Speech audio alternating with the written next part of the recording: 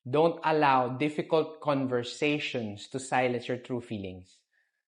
Minsan ganun tayo. Instead, i-voice out kung ano talaga yung gusto natin or yung na-feel natin sa mga nangyari. Tatahimik na lang tayo. We can say it's because to protect the peace. Okay, there's a place for that. Pero minsan, paulit at paulit at paulit na lang eh. Ikaw naman nawawalan ng peace. Yung well-being mo, nahihirapan. Siyempre, there is a way in voicing out what you truly feel. Huwag ka maging bastos. Don't be entitled. Say it with grace. Say it with kindness. But I hope that kung meron ka talagang gusto or nasa saloobin mo, sabihin mo.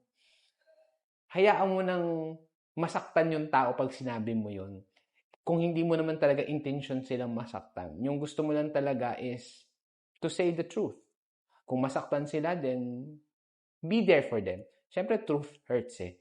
But I hope that yung ma-prioritize mo rin yung sarili mo kasi you have been deferring all your life. It's about time na to say and even do the things that you truly want.